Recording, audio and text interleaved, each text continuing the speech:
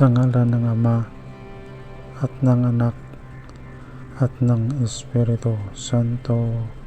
Amen.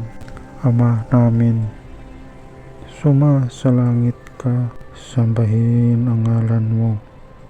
Mapasa amin ang kaharian mo, sundin ang loob mo dito sa lupa para nang sa langit.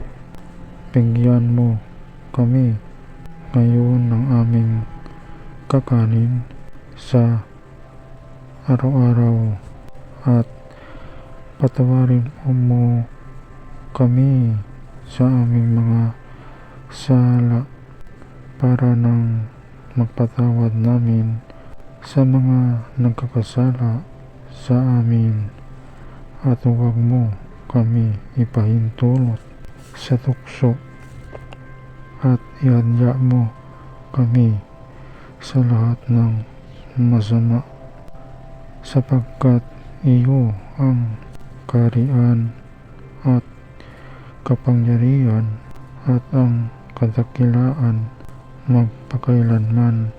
Amen. Sa ngalan ng Ama, at ng Anak, at ng Espiritu Santo. Amen. Pagpalain tayo ng ating Panginoong Hesus.